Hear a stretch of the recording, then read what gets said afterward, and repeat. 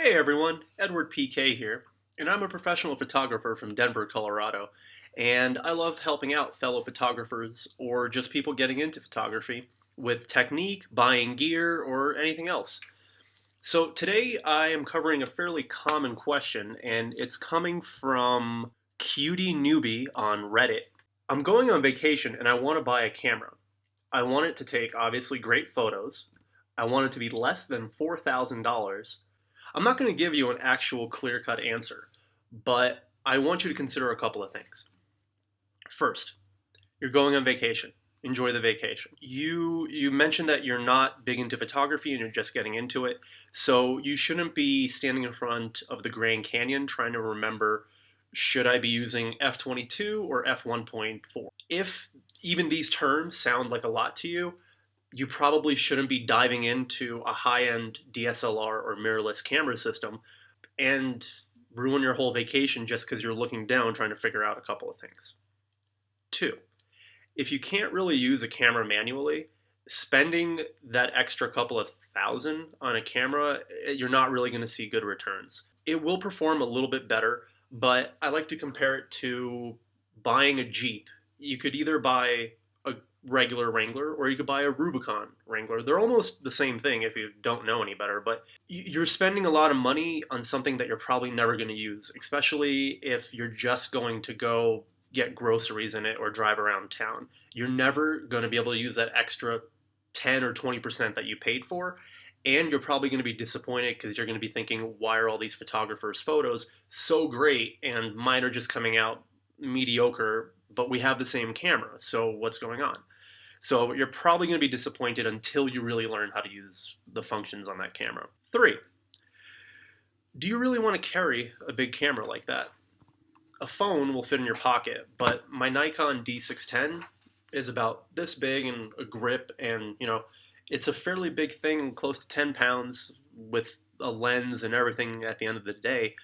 Do you really want to carry that? I mean, let's be serious. The best camera is the one that you have on you. So you're carrying like a sack of potatoes around with you everywhere you go. So think about it. Do you really want to be carrying this big camera with you? Four, do you ever plan on upgrading accessories on this camera? Do you plan on getting lenses or flashes or tripods or anything like that? Or do you just want an all-in-one camera that you could put in your pocket and it'll be the same great camera all the time? If you're looking at just an all-in-one package, then the higher-end DSLRs are probably going to be disappointing because they're meant to be swapped out with different utility parts and a whole bunch of stuff I'm not going to get into. Five, do you ever plan to do any sort of studio, portrait, controlled lighting work? Do you just want to go around and capture stuff that you see? Or do you actually want to control the situation and take an hour to pose somebody and do everything? You have to ask yourself because both cameras will do the same if you're just trying to capture daily life, but one allows you to, take it to the next level by allowing for really finite control. Six, you said you're going on vacation. I don't know where you're going, but one thing you should consider is weatherproofing or resistance or anything like that. It's all fun and games until a couple of drops of water spill on your camera and it stops working. So my camera will work the same at 120 degrees in the desert as it would at negative 45 degrees in Antarctica. It's meant to handle humidity and it's meant to handle super dryness, sand, wind, anything like that. If that doesn't matter to you, then skip over it. Seven, connectivity. So I don't know if it matters to you. If I don't know what kind of computer you have, I don't know what you're using, but I know Canons have compact flash cards, and you need to get a reader to plug in. I think older Sonys have. I think it was called the Duo Sim. I don't remember what it was called. Nikon uses an SD card. So how are you going to get the photos out of your camera? Are you going to be able to just push a button and it sends it right to your phone and you're trying to put in Instagram? Or are you going to have to get a converter to plug into your computer so then you could download it onto a program to convert it to a DNG file? If all this sounds like a lot, just consider how are you planning on getting these photos off of your camera. Eight, editing. So do you plan to edit? Do you care about editing? Because A really big thing in the community is RAW format, which I think everybody has their own name for it. Nikon has an NEF file, and then Canon has something else. I don't know. What do you plan to do with it? Because if you just want to take a photo and put it on your computer and share it to all your friends without any editing, you're probably really going to be disappointed with the higher end cameras because they're meant to be edited, all the photos.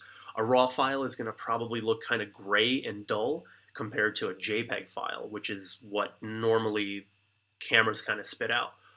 Without getting into the technical parts, a RAW file is going to disappoint you until you put it into some program and it's meant to be edited later on. But just remember, do you plan to edit? RAW. Do you plan to just put it on your computer and share with your friends? JPEG. Remember that. 9. Tactile control. So best way I could describe it is, do you want a remote control for your TV that controls everything from volume, channel, power, VCR, and everything?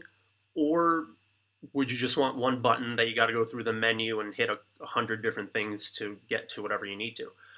So if you're planning to shoot in automatic mode and just, go gun-ho, click, click, click, click, click, you never care about changing anything, then don't worry about tactile control. You have your trigger and maybe a zoom, and that's it. That's all you'll ever need. But if you plan on learning shutter speed, ISO, aperture, all that stuff, when you hit that limit of, I'm really disappointed because I got to hit menu, back, you're going to miss your moment. So keep in mind that some of the lower end DSLRs do not allow for some tactile control, front, back, wheel. Different companies do different things, but you will hit a limit where you'll be frustrated as well. And one final note I want you to go off on, if you're really itching to use all the $4,000 on a camera, and I don't blame you, it's kind of fun, you want something for the rest of your life. If I were to do it and you were to give me a budget of $4,000, I would spend maybe $1,000 on the camera and $3,000 on the lens or lenses. Jack of all trades but master of none really kind of applies to lenses. So if you want a really good zoom lens, buy that category and you get what you pay for, I promise you.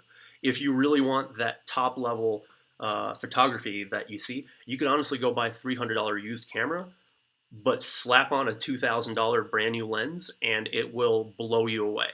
So put your money in the lens or lenses or however you want to go with it. If you choose Sony, go with Sony lenses. If you choose Nikon, go with Nikon lenses.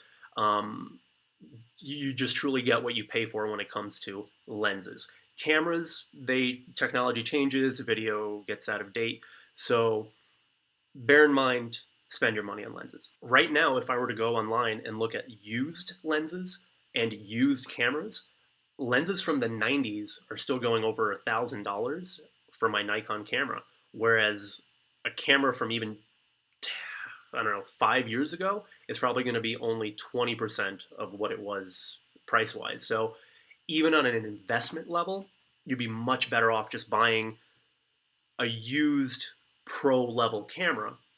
Full frame, crop sensor, that's up to you. You look into it, or if you just want to go point and shoot, I'd be happy to answer that in another video. If you buy a pro-level lens, that will last you on any level of camera that you buy within that product line.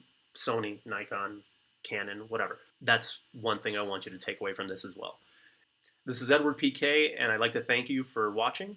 And if you have any more questions, please leave them in the video comments below. And please subscribe. I love connecting with users, and I love teaching and learning myself off stuff that I post on the internet. So good luck, and I'd love to see your work. Thanks.